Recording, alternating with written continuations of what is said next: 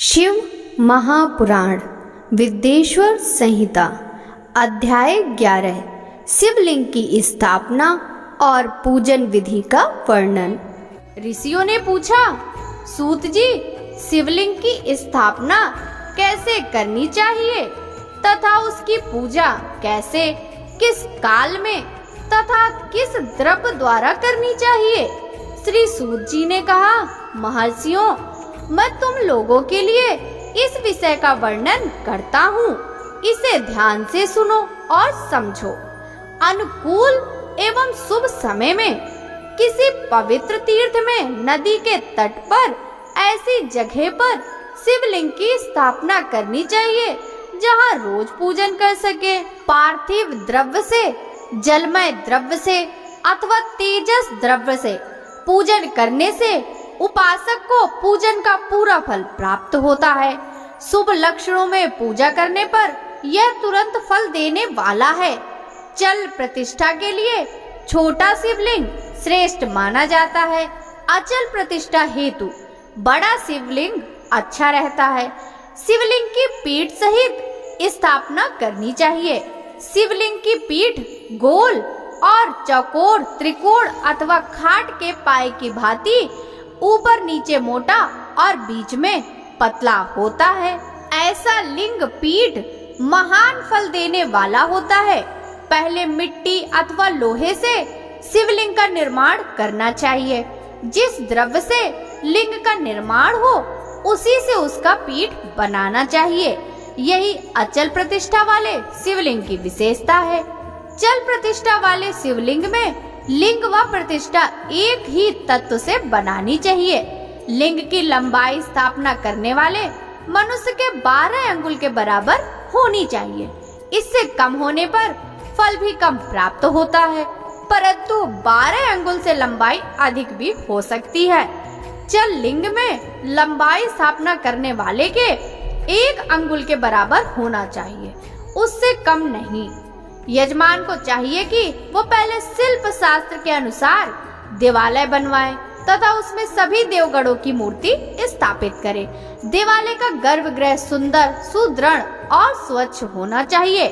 उसमें पूर्व और पश्चिम मुख से 2 द्वार हों जहाँ शिवलिंग की स्थापना करनी हो। उस स्थान के गर्त में नीलम, लाल वैदुर्य, श्याम, मरकत, मोती, मूंगा, गोमेद और हीरा, इन 9 रत्नों को वैदिक मंत्रों के साथ छोड़े। 5 वैदिक मंत्रों द्वारा 5 स्थानों में पूजन करके अग्नि में आहुति दे और परिवार सहित मेरी पूजा करके आचार्य को धन से तथा भाई बंधुओं को मनचाही वस्तु से संतुष्ट करे। याचकों को सुवर्ण, ग्रह एवं भू संपत्ति तथा गाय आदि प्रदान करे। स्थावर जंगम सभी जीवों को यत्न पूर्वक संतुष्ट कर एक गड्ढे में सुवर्ण तथा 9 प्रकार के रत्न भरकर वैदिक मंत्रों का उच्चारण करके परम कल्याणकारी महादेव जी का ध्यान करें। तत्पश्चात नाद घोष से युक्त महामंत्र ओंकार का उच्चारण करके गड्ढे में पीठ युक्त शिवलिंग की स्थापना करें। वहाँ परम सुंदर मूर्ति की भी स्थापना करनी चाहिए तथा भूमि संस्कार की विधि जिस प्रकार शिवलिंग के लिए की गई है उसी प्रकार मूर्ति की प्रतिष्ठा भी करनी चाहिए। मूर्ति की स्थापना अर्थात प्रतिष्ठा पंचाक्षर मंत्र से करनी चाहिए। मूर्ति को बाहर से भी लिया जा सकता है, परंतु वह साधु पुरुषों द्वारा पूजित हो। इस प्रकार शिवलिंग व मूर्ति द्वारा की गई महादेव जी की पूजा शिवपद प्रदान करने वाली है। स्थावर और जंगम में लिंग भी 2 तरह का हो गया है। वृक्ष लता आदि को स्थावर लिंग कहते हैं और कृमि कीट आदि को जंगम लिंग। स्थावर लिंग को सींचना चाहिए और जंगम लिंग को आहार व जल देकर तृप्त करना चाहिए। यो चराचर जीवों को भगवान शंकर का प्रतीक मानकर उनका पूजन करना चाहिए। इस तरह महालिंग की स्थापना करके विविध उपचारों द्वारा उसका रोज पूजन करें तथा देवालय के पास ध्वजारोहण करें। शिवलिंग साक्षात शिव का पद प्रदान करने वाला है। आवाहन, आसन, अर्घ्य, पाद्य, पादांग, आचमन, स्नान, वस्त्र, यज्ञोपवीत, गंध, पुष्प, धूप, दीप, नैवेद्य, तांबुल, समर्पण, नीराजन, नमस्कार और विसर्जन, ये 16 उपचार हैं। इनके द्वारा पूजन करें। इस तरह किया गया भगवान शिव का पूजन शिव पद की प्राप्ति कराने वाला है। सभी शिवलिंगों की स्थापना के उपरांत, चाहे वो मनुष्य द्वारा स्थापित, ऋषियों या देवताओं द्वारा अथवा अपने आप प्रकट हुए हों, सभी का उपर्युक्त विधि से पूजन करना चाहिए, तभी फल प्राप्त होता है। उसकी परिक्रमा और नमस्कार करने से शिव पद की प्राप्ति होती है। शिवलिंग का नियम पूर्वक दर्शन भी कल्याणकारी होता है। मिट्टी, आटा, गाय के गोबर, फूल, कनेर, पुष्प, फल, गुड़, मक्खन, भस्म अथवा अन्न से शिवलिंग बनाकर प्रतिदिन पूजन करें तथा प्रतिदिन 10,000 प्रणव मंत्रों का जाप करें अथवा दोनों संध्याओं के समय 1 सहस्त्र प्रणव मंत्रों का जाप करें। इससे भी शिव पद की प्राप्ति होती है।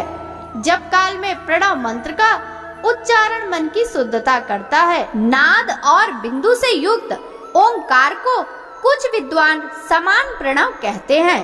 प्रतिदिन 10,000 पंचाक्षर मंत्र का जप अथवा दोनों संध्याओं को 1 सहस्त्र मंत्र का जाप शिव पद की प्राप्ति कराने वाला है। सभी ब्राह्मणों के लिए प्रणव से युक्त पंचाक्षर मंत्र अति फलदायक है। कलश से किया स्नान, मंत्र की दीक्षा, मातृकाओं का न्यास, शब्द से पवित्र अंतःकरण, ब्राह्मण तथा ज्ञानी गुरु सभी को उत्तम माना गया है। पंचाक्षर मंत्र का 5 करोड़ जप करने से मनुष्य भगवान शिव के समान हो जाता है। 1, 2, 3 अथवा 4 करोड़ जप करके मनुष्य क्रमशः ब्रह्मा, विष्णु, रुद्र तथा महेश्वर का पद प्राप्त कर लेता है। यदि 1000 दिनों तक प्रतिदिन 1 सहस्त्र जाप पंचाक्षर मंत्रों का किया जाए और प्रतिदिन ब्राह्मण को भोजन कराया जाए तो इससे अभीष्ट कार्य की सिद्धि होती है। ब्राह्मण को प्रतिदिन प्रातः काल 1008 बार गायत्री मंत्र का जाप करना चाहिए, क्योंकि गायत्री मंत्र शिव पद की प्राप्ति कराता है। वेद मंत्रों और वैदिक शुक्तियों का भी नियम से जाप करें। अन्य मंत्रों में जितने अक्षर हैं, उनके उतने लाख जप करें। इस प्रकार यथाशक्ति जाप करने वाला मनुष्य मोक्ष प्राप्त करता है। अपनी पसंद से कोई एक मंत्र अपनाकर प्रतिदिन उसका जाप करें अथवा ओम का नित्य 1 सहस्त्र जाप करें। ऐसा करने से संपूर्ण मनोरथ की सिद्धि होती है।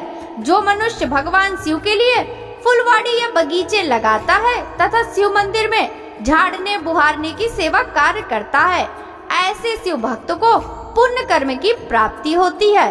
अंत समय में भगवान शिव उसे मोक्ष प्रदान करते हैं। काशी में निवास करने से भी योग और मोक्ष की प्राप्ति होती है। इसलिए आमरण भगवान शिव के क्षेत्र में निवास करना चाहिए। उस क्षेत्र में स्थित बावड़ी, तालाब, कुआं और पोखर को शिवलिंग समझकर वहां स्नान, दान और जाप करे। मनुष्य भगवान शिव को प्राप्त कर लेता है। जो मनुष्य शिव के क्षेत्र में अपने किसी मृत संबंधी का दाह, दशा, मासिक श्राद्ध अथवा वार्षिक श्राद्ध करता है अथवा अपने पितरों को पिंड देता है, वह तत्काल सभी पापों से मुक्त हो जाता है और अंत में शिव पद प्राप्त करता है। लोक में अपने वर्ण के अनुसार आचरण करने व सदाचार का पालन करने से शिव पद की प्राप्ति होती है। निष्काम भाव से किया गया कार्य अभीष्ट फल देने वाला एवं शिव पद प्रदान करने वाला है। दिन के प्रातः, मध्याह्न और सायं 3 विभाग होते हैं। इनमें सभी को एक एक प्रकार के कर्म का प्रतिपादन करना चाहिए। प्रातः काल रोजाना दैनिक शास्त्र कर्म, मध्याह्न सकाम कर्म तथा सायंकाल शांति कर्म के लिए पूजन करना चाहिए। इसी प्रकार रात्रि में 4 पहर होते हैं। उनमें से बीच के 2 पहर निशीथ काल कहलाते हैं। इसी काल में पूजा करनी चाहिए, क्योंकि यह पूजा अभीष्ट फल देने वाली है। कलयुग में कर्म द्वारा ही फल की सिद्धि होगी। इस प्रकार विधि पूर्वक और समयानुसार भगवान शिव का पूजन करने वाले मनुष्य को अपने कर्मों का पूरा फल मिलता है। ऋषियों ने कहा, सूत जी, ऐसे पुण्य क्षेत्र कौन कौन से हैं जिनका आश्रय लेकर सभी स्त्री पुरुष शिव पद को प्राप्त कर लें? कृपया हमें बताइए। श्री